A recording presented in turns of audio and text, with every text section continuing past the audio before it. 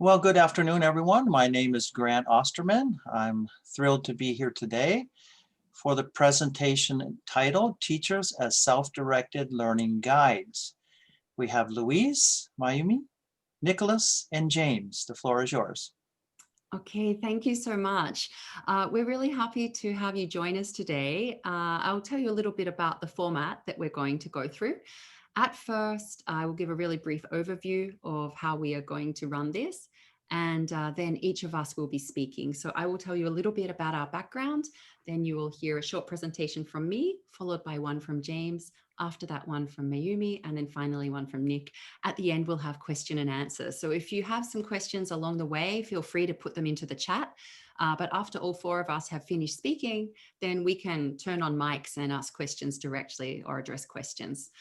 The reason we chose to do this presentation together is because we all teach self-directed learning at the same institution.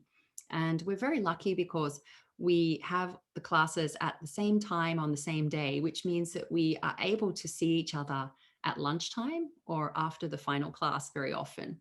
And that allowed us to establish some rapport and to share the kinds of things that are happening in our classrooms.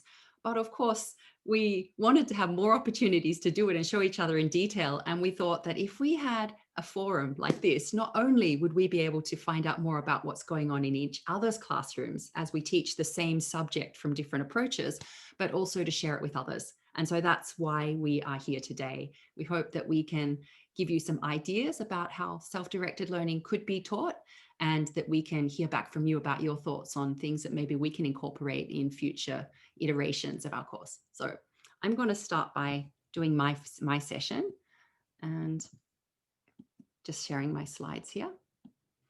Just give me a moment to get it to presenter mode. Okay, so in my case, I have put this image here of two people walking along. And in my mind, that is what self-directed learning is. Although we use the word self, I don't think it's necessarily a solo task. And we have our title as Teachers as Self-Directed Learning Guides, because I see myself very much in the role of somebody who is supporting, assisting, advising, not telling the students they have to do this or they have to do that. It's not the sage on the stage role that you would have seen in traditional education years ago. So I don't think of self-directed learning like this. I don't think of it as somebody independently roaming around by themselves trying to figure out how to manage their learning. I think that there's a role for teachers to play. And I came to this conclusion after doing some research for my doctorate. And the part that you're looking at here, which I've highlighted, there was a section on autonomy as a collaborative journey. And the data that I collected from my students in that study really pointed me towards the conclusion that collaboration was very, very central. And that if you look at below the blue part, the teacher's role in establishing, planning, action, reflection cycles was integral, and also the teacher as social connectors and community builders, which means helping to establish rapport in the class, helping students to know who to turn to for help and support and ideas about their learning. So if you're interested, you can check it out on the QR code. It's hundreds of pages long. You might want to just skip to the key bits, but you can take a look at that. It's there if you'd like it. This is a quotation I want to share with you that pretty much epitomizes my idea of what autonomy is. So I'll let you take a moment to read that.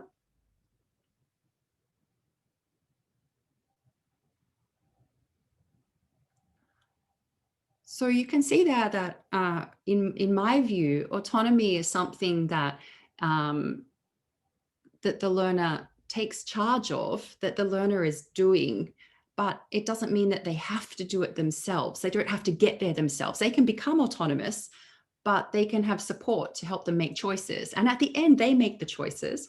They're the ones who make the decisions, and they are the ones that learn and develop through doing that. But they can have support from teachers. So today, I'm looking at how I took students who were in high school, where traditionally they're having their homework and their schoolwork dished out to them and told what to do by what time, and it's all very much centered on them for example, passing the university entrance exams or completing certain assignments that have to be done by everybody, very uniform, changing that to something that's more individualized so that students can start to think, well, what do I want to do? What are my goals? How can I achieve those goals? And I do that through these basic steps. First of all, I get them to think about their history, where they came from, what experiences they've had of learning so far. I get them to think about their future, who they want to be in the future, how they imagine their future self, and what kind of long-term and short-term goals do they have that tie in with that. And then getting them to go through planning, action, reflection cycles. And I'll tell you a little bit more about these things.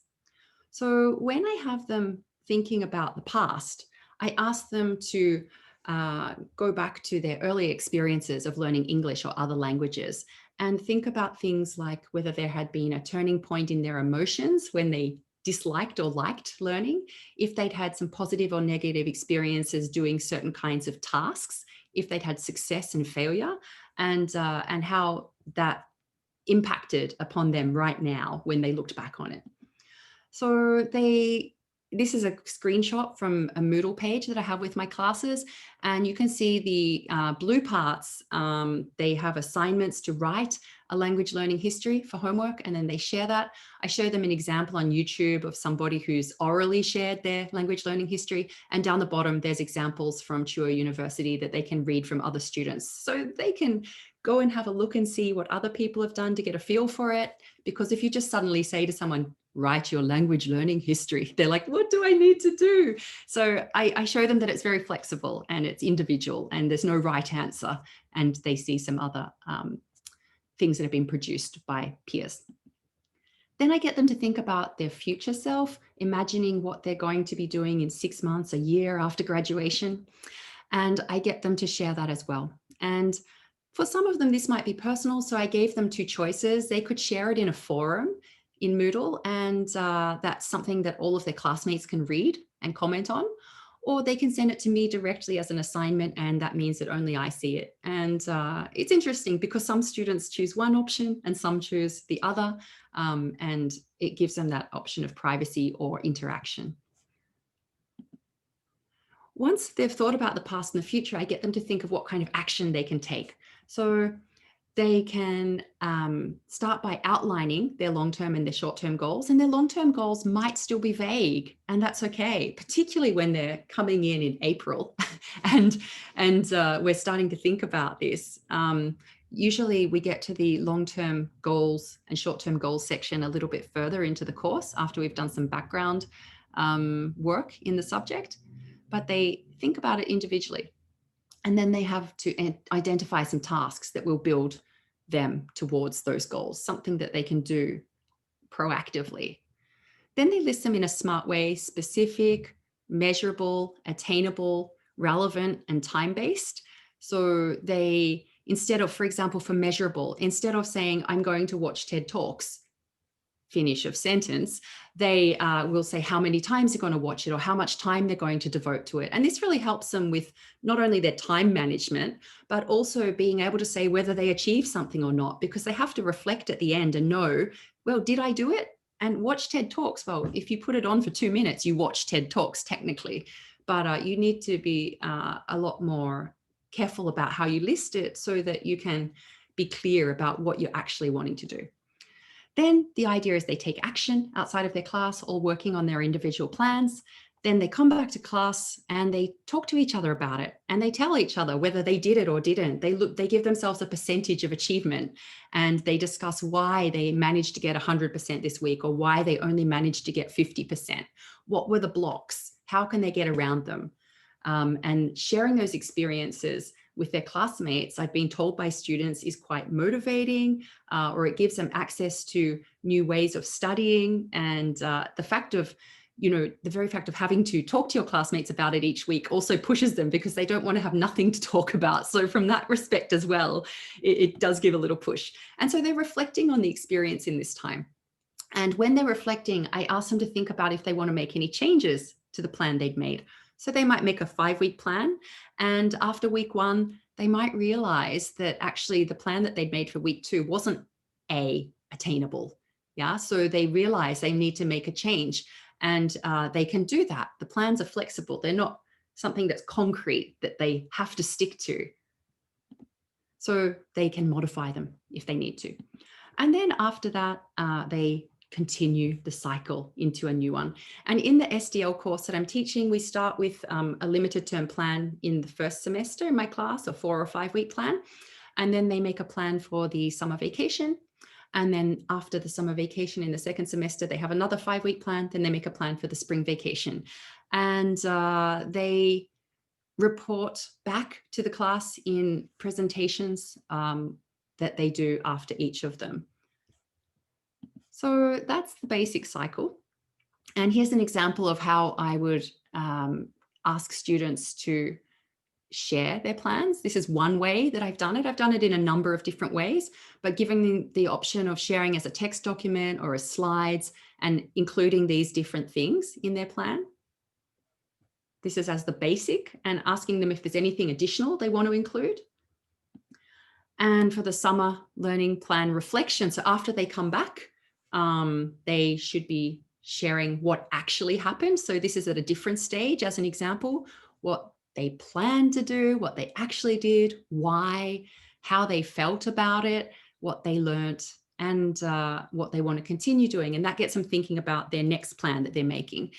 And I really do include this feeling part, and I get students to reflect on how they feel each week in the class, because there is such a strong link between emotions and motivation and that being sustained.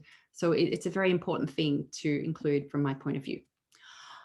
You might think that if you're not teaching a self-directed learning class, this might not be for you, but I've incorporated versions of this planning action reflection cycle in standard courses, for example, in a speaking class. I've also done it in my TOEFL course. And so here is an article that I wrote that contrasted how I did it in the self-directed learning course with how I incorporated into a speaking class. And you can take a look at that if you're interested. And it might be maybe more relevant for people who don't have self-directed learning courses, but want to help students who are doing self-directed learning. So I will wrap up there. If any of you would like to contact me for more information, there's my email address. You can follow on Twitter if you like. And the bottom one there, that's Ohashi Sensei, doesn't make anybody a Facebook friend with me, but it's something I give to students, and you're welcome to follow it too. It's a link that has lots of different activities that I've put online, most of them quite a while ago now, but people don't have to connect to anyone to follow this, and they can access different online materials that can be used for self-study. So that's my 10 minutes. I'm going to pass on now to James. So I'll stop my screen share. Okay, thank you. Thanks a lot, Louise. Okay, I just have to get my screen sharing on. And any questions can go into chat just while James is getting set up. And for people who came in after the intro, we'll have question and answer time at the end after our 4 short sessions. Okay, so my name is James Underwood. Can you hear me okay? Yep. Okay, good. And I work, as Louise said, I work with Louise and Nick and Mayumi, who used to work there up until the end of last year. I work part-time at many places, also, of course, Gactuin, and I'm also a member of the Learner Development SIG. So some of the start is kind of echoing what Louise says, but I think it's important to talk about, give some kind of background. So as Louise said, we all teach a self-directed learning course. It's a first year course. The learners meet once a week, and this is kind of the aim from the syllabus. It's to make them more effective studying as self-directed and autonomous learners. So to be self-directed, as Louise has said already, they need time management skills. So they need to balance their study with their busy life of part-time jobs, of circle sports teams, and with the online learning situation now, a lot of them have actually found their course loads actually increase. It takes a lot more time to do things online.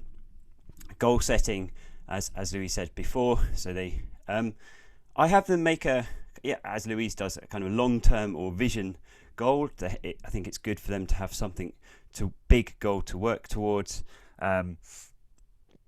Some have this amazing goal to be, work at international companies in the future, but some might be looking at kind of more immediate goal, which is to fulfill the faculty's requirement to study abroad at least a month.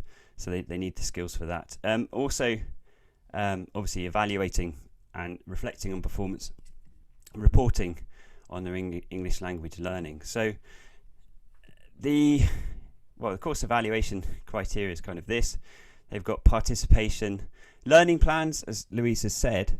So they make 2 learning plans in the semester. And they make one at the beginning, and then they present on it, and then they check, are they being successful, and they make another one. And connected to this, I came up with the idea of an individual learning log, and I actually asked them in the results presentation to show evidence.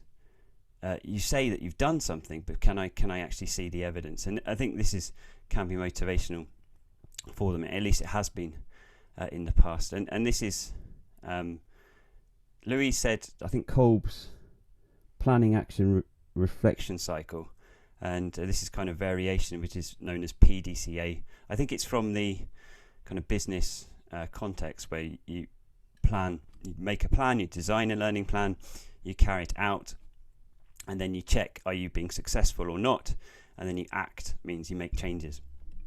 So in order for the reflection to take place, they needed to log their learning in some way. And pre-pandemic, I had, and the other teacher would attest to this, I had my students actually write, all of them had to have an A4 notebook, and the other teachers would see me 2 points in the semester crashing through the door with about 40 notebooks. Obviously now in the pandemic I can't actually do this, and I needed a way. How can I collect them data? There is Moodle. I mean, Louise has shown that there is Moodle which is supported by the faculty, but I wanted something a bit faster, and I'm more comfortable using Google Docs, so that's why I use Google Docs for this. So I came up with individual learning logs 2.0, and I realised I could actually take advantage of a lot of the functionality that Google has. It's very customizable, and I came up with the idea of like before, from my experience of using the notebooks before, there's a lot of variability in the notebooks that they can buy. I mean, as a general requirement, it was 40 pages A4, but it's amazing how many different kinds of notebooks I actually got. So then I thought, well, Google Docs, I'm going to template everything. So I made a template for them, and I shared this template out to them, and they all got the same template. And I'll just quickly go through a few of the features. So first thing, these are the other students' notebooks.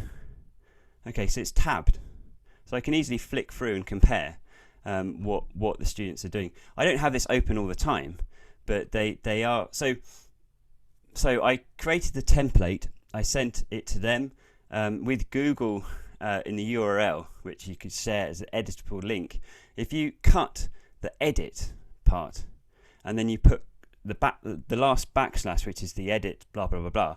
If you cut that out and put copy, then Google will actually let you, it comes up, do you want to make a copy? And they have a copy, and then they share that with me. So that's how I got their links. It comes up in your Google Drive as shared with me, or shared with you, actually. So that's the first interesting thing. The other thing, overview. Each template actually had an overview, and I'll go into that a bit more detail. The other thing with Google Doc is that if you put a heading as, by heading I mean the title, if you put it as heading 1, this format here, Google Doc actually creates an outline on the left, and it comes out, and you can click on the heading and it will jump to that specific section. So as you can see, in the headings, I had the kind of reference overview thing that I had for all of them, but then it had like week 1, week 2, week 3, so you could easily click and see what they're doing. So the other thing it had a description of key concepts, which Louise has already spoken about, smart goals or smart plan. So this is kind of a I think it's good to have kind of questions. So specific, make it specific. What resources will you use? How will you use it? Measurable, as Louise has said. If it's measurable, then you can go back and check. If you have it like a finite thing, I mean, how long will you study? How many words? Achievable. Yeah, I mean, 200 books on X reading in a week. Don't think so. The thing is, X reading. I forgot to say, X reading is actually the university, thankfully, gives all the students X reading, which is great for extensive reading. Relevant, realistic goes back to what Louise was saying about the goal, the end goal. It's good to have a goal, but it's also to make sure, kind of evaluate what you were doing is going to help you reach that end goal. Okay, and then time bound. I had them make kind of miniature plans each week, so they would check back and how successful they were. So they had key concepts in this Google Doc. They would also have, I would give them an example of records. This is example. They didn't have to copy this. Lyrics training, for example, the students found really useful. I designed this table that they could just copy paste. If they listen to lyrics training, it gives them the information they could track. I have the requirement in red, so they have to do 90 minutes of study. And this is an example of that table here. So she's just copied pasted it, and these are the songs that she listened to and the level score she got. So she can go back easily and track kind of her learning, and she can share what she did with the other students. I gave examples of listening records. So for example, if they did like a TED talk or a YouTube, I asked them to, well, okay, it's all very well listening to something, but then you might forget it. So I think it's a good thing to maybe write a summary, then you integrate the two skills.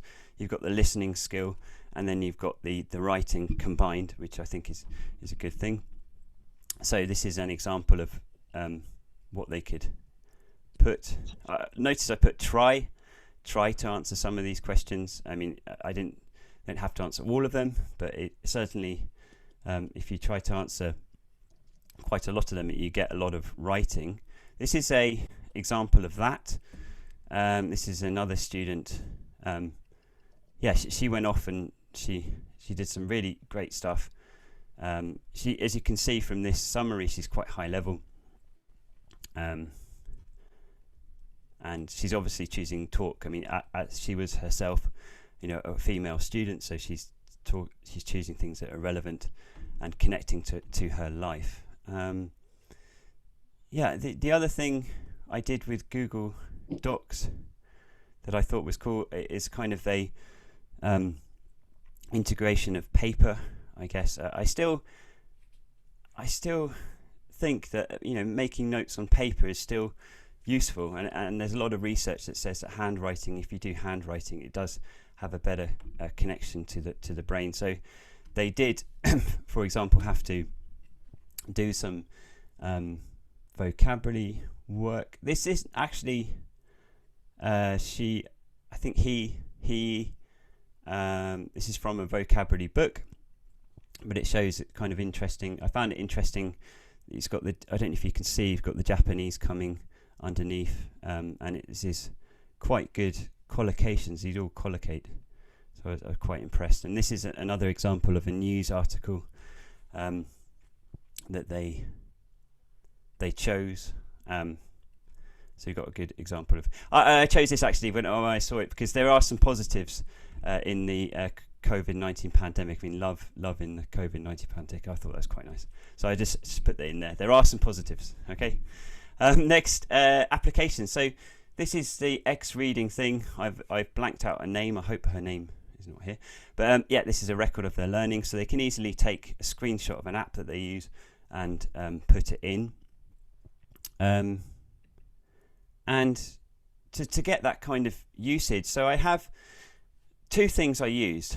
And I got them to have this as a warming up activity. So they would have this, I think Louise did this as well. They would have this at the start.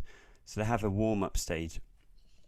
For all the activities I had online that during class time, they had a Google Doc. This was the main, the first activity, the warming up stage. They were in their breakout rooms discussing this between 3 and 4 while I was trying to sort out other things. So they've got them having this kind of conversation between 2 or 3 people, and it was hope that their partner or the other people in their group is acting like a teacher or near peer role model. Okay, and the other thing,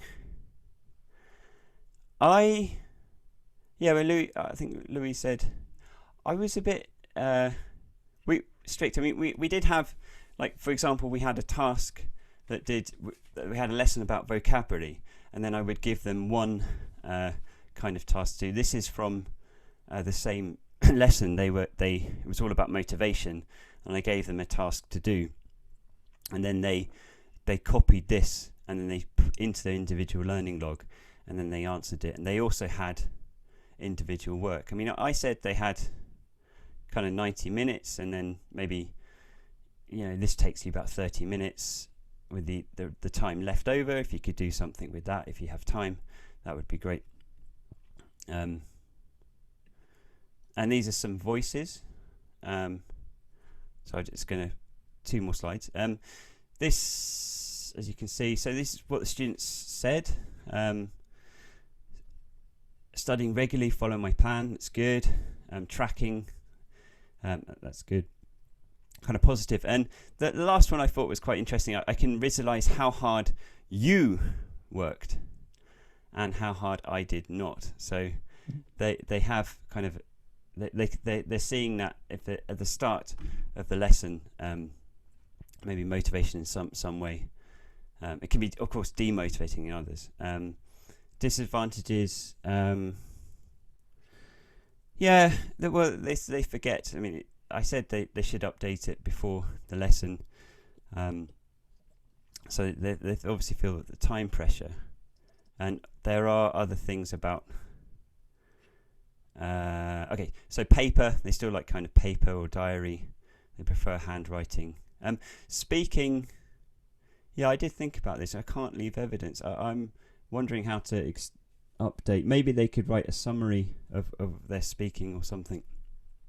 And the last thing is the findings. So yeah, SDL.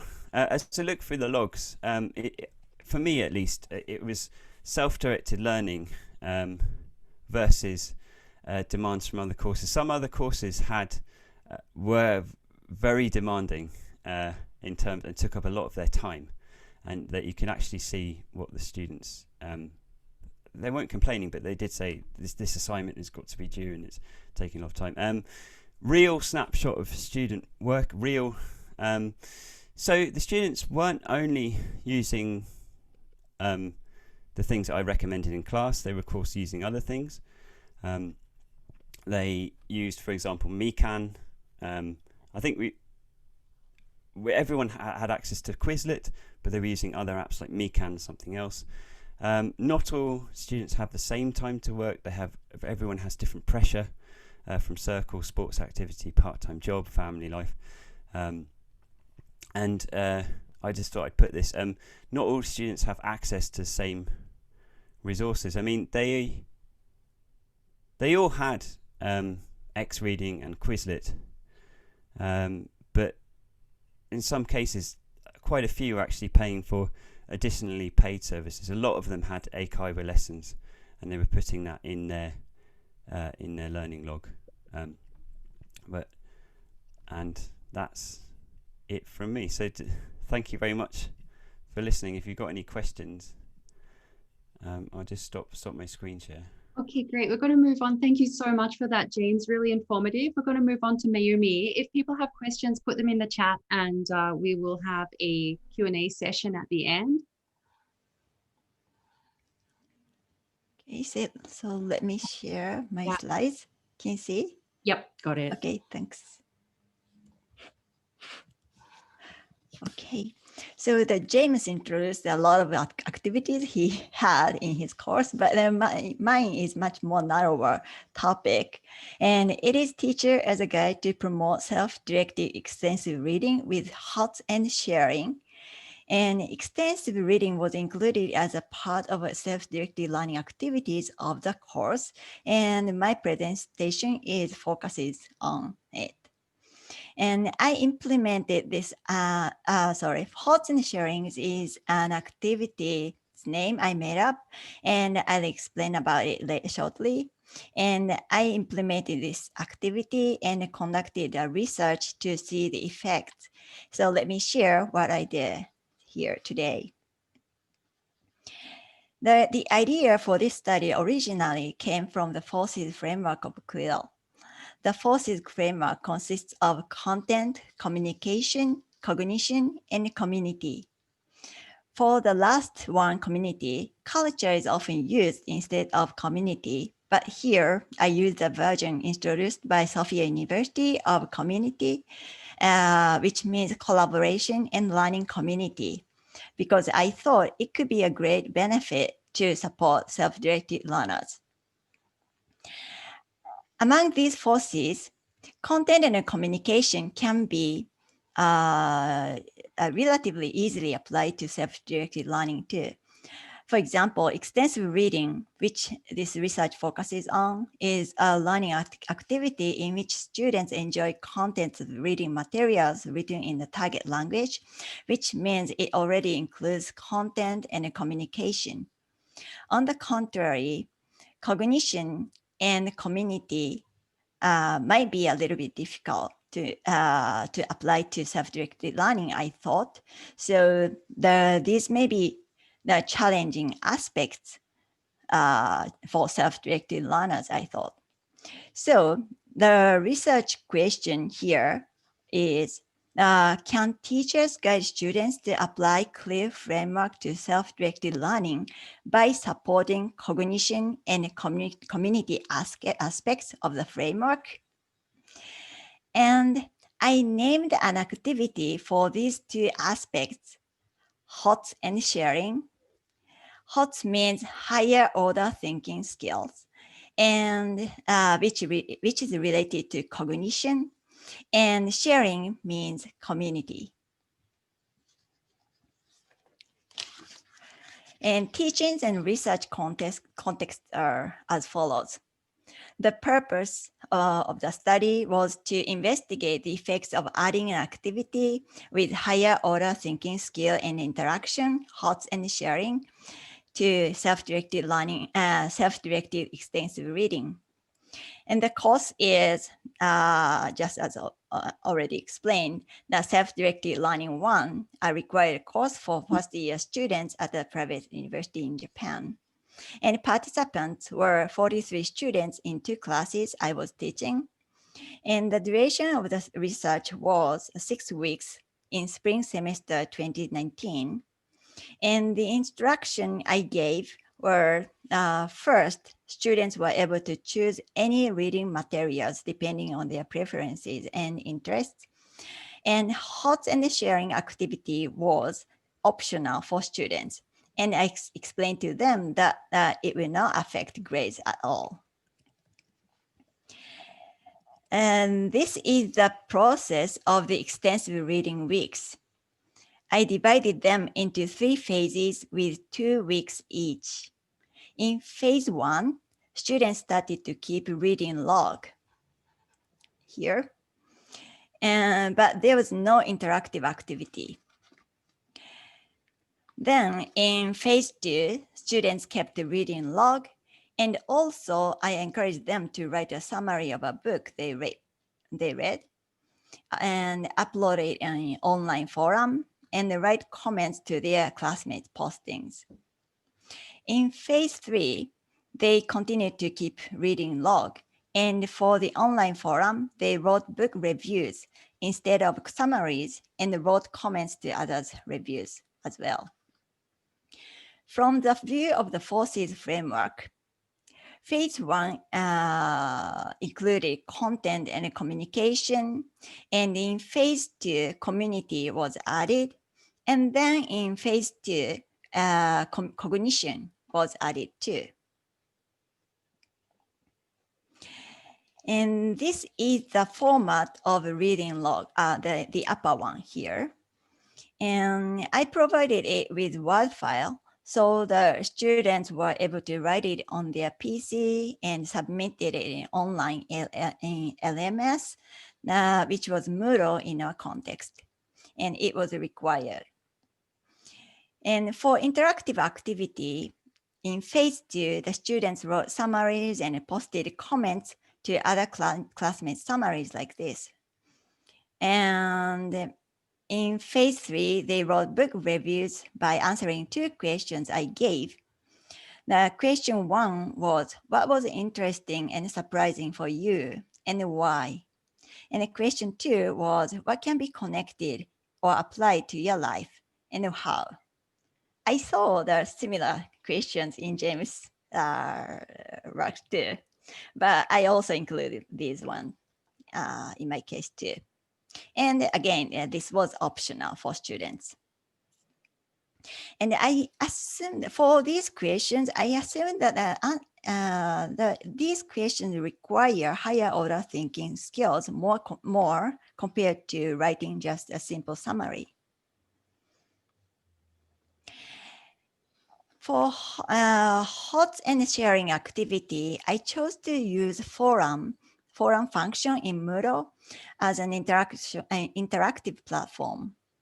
The structure each student created was like this. Each student set up one topic in forum and with their own name. And under the topic, they added one thread for each book they read and posted a summary or review in the thread.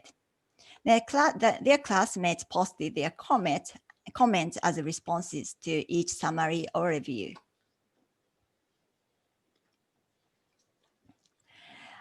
And let me share some results of the study. After collecting data, I conducted some statistical analysis. First, I compared the numbers of comments the students posted in phase 2 and phase 3. As a result of a paired t-test, significant difference was observed at 5%. So we can say here that the students engaged in interaction more actively in phase 3 when they exchanged comments over book reviews instead of summaries, which required higher order thinking skills. Second, I compared numbers of words the students read in each phase from phase 1 to phase 3. As seen in this graph, students read most in phase 3. However, as a result of statistical analysis, no significant difference was observed, unfortunately. And next, I conducted a survey asking their interest and preference for reading books before and after the extensive reading activities in this course. It was 5-point Likert scale questionnaire, and as a result of a paired t-test, the second question about preference showed significant change from before to after extensive reading activities. So here are conclusions. First, students engaged in interaction more actively with reviews, which required HOTS than with summaries. Second, students read most in the phase with HOTS and sharing, though statistical analysis showed no significant difference in this study.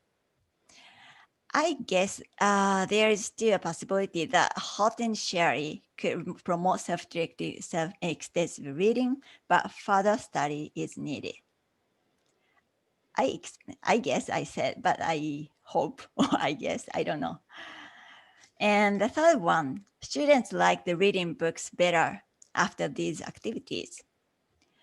So here we cannot identify which part was the most effective, but at least we can say that those whole activities gave positive impact on students. And the last two are for further researches. Qualitative analysis of the comments might reveal differences between phase 2 and 3. I haven't done this analysis yet, but I expect I can find some interesting results here. And further research is needed to investigate differences between extensive reading with and without interactive activities. So in this study, there was no difference, significant difference between phase 1 and phase 2 and 3 about the amount of reading. So we cannot say anything about for the last one, but probably, I guess, the further researches are needed. Okay, that's all for my part. Thank you very much. Okay, wonderful. Thank you so much, Mayumi, for that really great session. And we can keep HOTS in mind when we are thinking forward on this. Our next speaker is just going to get ready. So Nick, you're going to slide share? Can you hear me okay? Yeah, perfect. Okay, great. Thank you very much. Okay, so let me just share my screen here. Here's this one. Okay. So is everybody okay? There we go. Okay. So thank you. First, I'd like to say, so my name is Nick Delgrego, and I'm a teacher at Tsurubunka University, Education University in Yamanashi, but I also teach part-time with Louise and James and Mayumi, and self-directed learning has become one of my favorite classes to teach as an educator. I really enjoy it, and I love to see the progress that the students make and really that we're able to help them. But everyone else today had such great presentations about the theories and research behind self-directed learning, but I wanted to give something kind of practical. And one thing that's interesting is that we talk these very lofty goals about what we hope the students accomplish, and we're helping to help them achieve these goals. But there's also like a very I can't remember what the word I'm looking for, but there's like a very part of our job that we still have to do is in grading the students, right? So we still have to assign them grades. And it might kind of go against, like assigning a letter grade or assigning for credit, evaluating them and assessing them.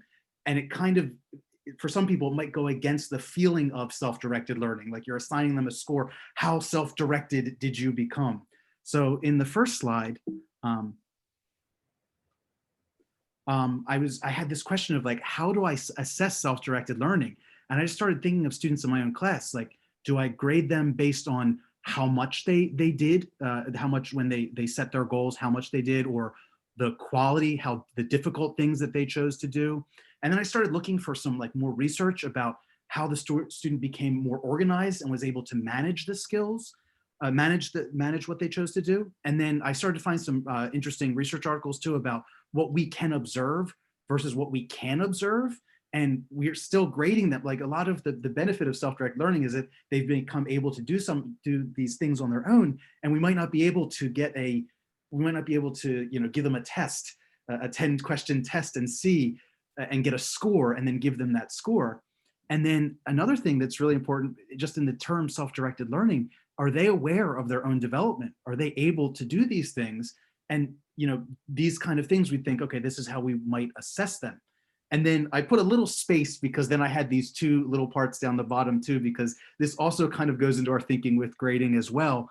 Maybe you have a department or institutional concern. You can only give 5% S's or A's or A pluses or whatever system your particular institution uses, or there's kind of grade control. And also you get some, from students, please give me an S. I need an S for scholarship or for study abroad. I want to have a high GPA. So we've got all these kind of things going on at once. And it's supposed to be this very nice community building. Louise gave that great picture of like walking on this journey, and yet we're still in the role of the administrator / teacher, instructor, and we still have to give them a grade. So I decided I was trying to use grading contracts, and basically it's funny now to see this presentation because it's a lot of what James and Louise had said and a little bit of what Mayumi said, but just kind of in like a contract, like a paper form that they have to write down and sign. So there might be a little bit of repeated information, but grading contracts are nothing new. They go way back in North American education, and they were often first kind of used in like writing composition courses. So this shift from product writing to process writing, how do you grade the process versus just the final product? And grading contracts have a what and a how. So they have a clearly stated goal and the requirements of how you're going to accomplish that goal. And I like grading contracts because as here, they allow dialogue between the instructor and the learner. And for self-access in classrooms, there's some research that talks about these 3 components of teacher time, learner time, and together time. And I see Louise nodding her head. Thank you. It makes me feel good. The grading contract can be used in all 3 of these aspects. Teacher can explain it, learner takes time to achieve their goal, and then reviewing or going over the actual contract together can be considered that together time.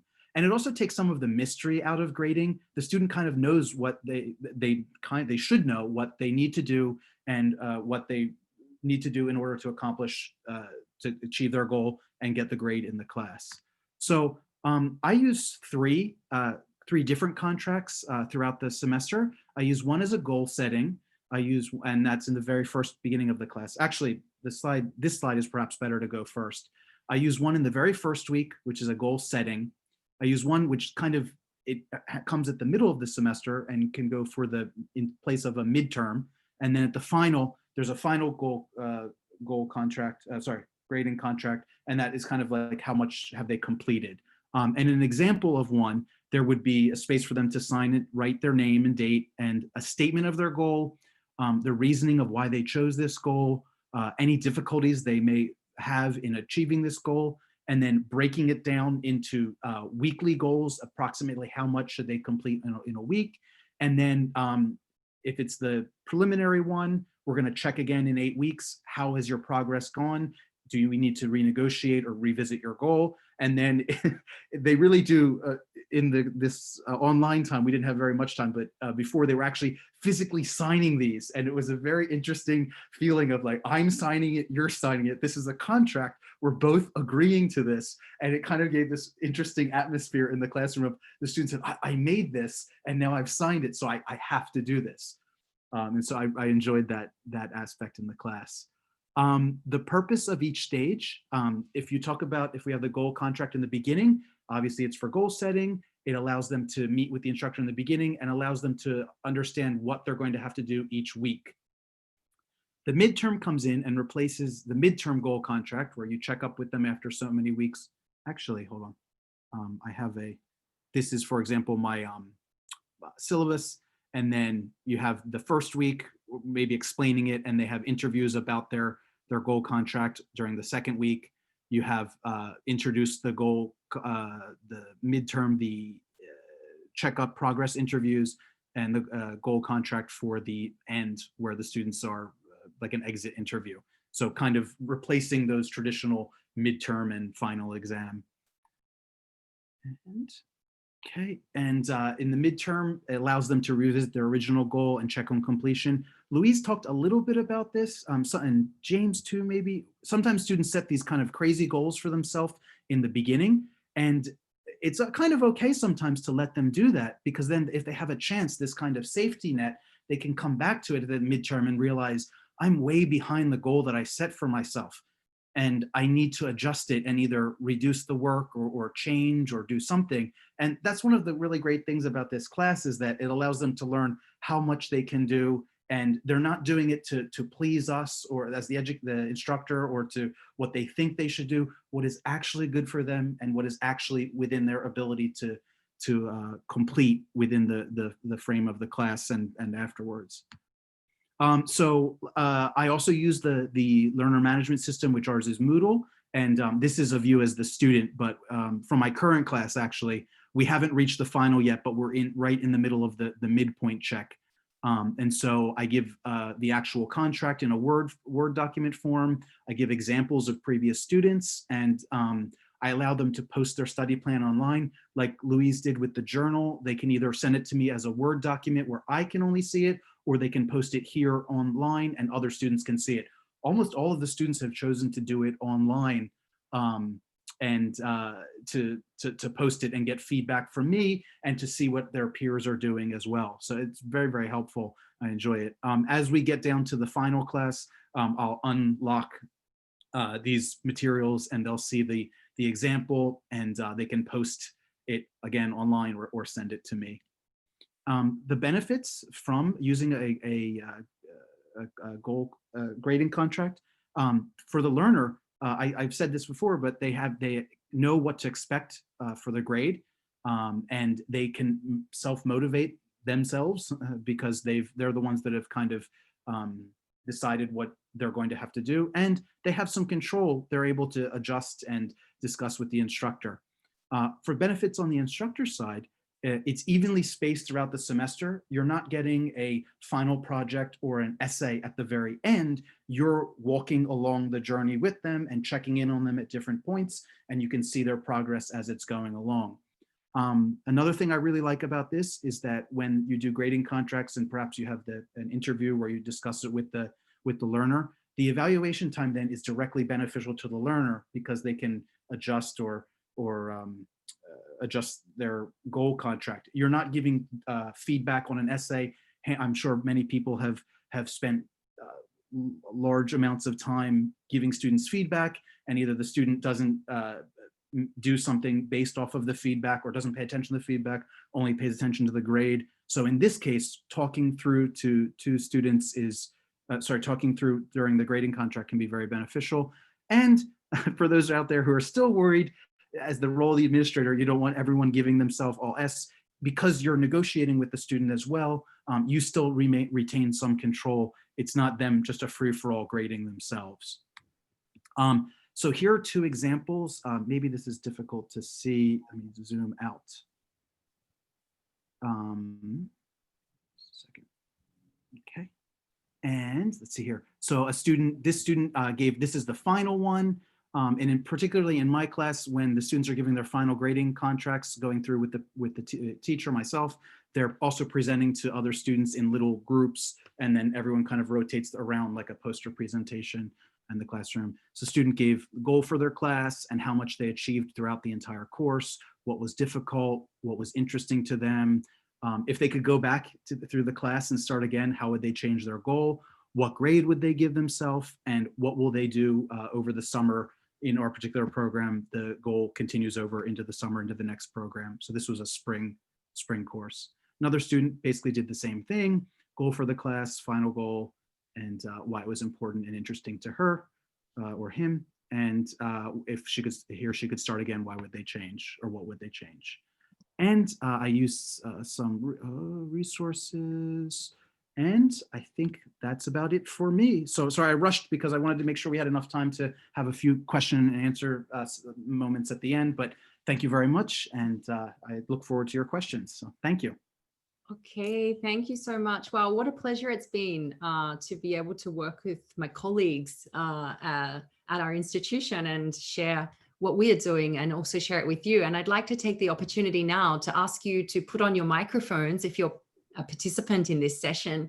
And if you have something that you'd like to add, perhaps something that you wrote in the chat that you'd like to voice, or something that you'd like to contribute yourself, we'd really welcome that at this stage.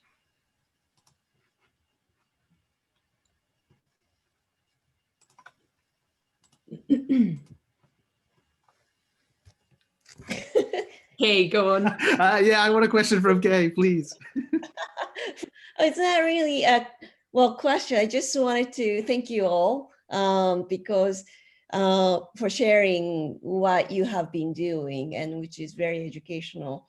For those of you who don't know me, I also work at the same institution, and I'm involved. I'm not teaching currently the course, but I'm involved in the program. So I wanted to know how things are going with everybody, and that I am impressed by your presentations and that your commitment to, it's a difficult course to teach. But one question, probably this is a bit out of what you talked about today, but you know how the program is set up to teach this course 2 consecutive semesters.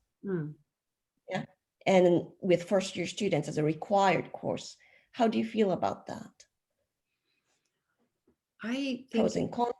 yeah, I think it's really great. I actually did surveys with students at the end of semester 1 and 2 when I had one group of students for the whole year, because the two of the classes out of the 8 or 10 that we have are taught by the same teacher for the whole time. So I had a chance to do that. And I found that the students in the second semester had strongly agree rather than agree for a lot of points. And it means that it was reinforcing things they'd learned in the first semester. It means that, because initially I wondered, I felt like I was just treading water in the second semester because I'd already given them the tools, and I wondered if we still needed to keep doing it. But I found that, yeah, we do. The students are getting stronger. A lot of the feedback I've had from students this semester is, well, I learned this last semester and I wasn't so successful with it, but now this semester I'm managing my time better, or I'm achieving my goals better, or I know what I'm doing better. I'm better at selecting tasks. So I think it's very valuable to continue it on for the second semester. Okay, that's great. Thank you. I think there's enough differentiation between what materials we use in each class, so that in the second semester, there's still enough that we can help them modify their goals a little bit easier. And the kind of extras too that we do outside Quizlet and X reading and different things. So how the particular instructor uses those, I think, is different between the 4, 5, 6 of us. Yeah. Okay, yeah. Can I ask, how much interaction did you have teacher-student in the self-directed class? In a regular 90-minute class, or now that we're online, or Either one. Like, did you actually have, you were working with the students, or so were they working individually and then you were just in my directing? case, they all came, so 20 or so students came in. We had a couple activities that we did, like Quizlet and different kind of vocabulary things that we did together. And then there was a section of time where they would work on their individual project, and I would try to get through as many students as possible. If I didn't get a chance to have that kind of goal contract or meeting with them, I would meet with the A group and B group. Perhaps the direct conferences were with A one week and with B the following week. But I interacted with every student in the class several times during the course of the class, some more deeply than others, depending on which week it was. But it was not like, come in, just study on your own. There was definitely, what are you going to do today? What are your goals and how are you going to accomplish that? And what can I do to help you? Yeah, and in my course, they weren't actually doing the self-study during the 90 minutes. Now that we started the Zoom, part of it we had as a live lesson, and there was like independent work allocated, and some of them chose to do self-study in that time for the latter half of the lesson, or the last 30 minutes rather. But the students would be doing group discussions, or we would be introducing different tools that could be used to work on different goals. So introducing, for example, apps that can be used to boost listening skills or for writing skills, what kind of activities they could do. So there were all of these input modules on different tools that they could use, and then they try them out, and they also bring in their ideas. And while they're using them in groups, I would go from group to group and have a chance to talk to students individually. Yeah. I'm trying to develop kind of a total self-study program. I work in a business, so they're not able to come to class. So just trying to figure out how to do all this and support them, but kind of they're doing it all on their own. Right. It's a challenge. It is a challenge. Well, we're coming to the end. I'm sorry to interrupt you. We're coming to the end of the session, but you can continue this conversation in the SIGS room or the Hangouts in our parent organization at Eventzilla. I would like to ask everyone to give a nice warm round of applause for our 4 speakers. Thank you. Thank you. Thanks. Thank you. Thank you all very much. I have the slides again if anyone wants them from mine. And if you didn't have a chance to get the email addresses of anyone else and you want me to put you in contact with them, the email's in my slides. So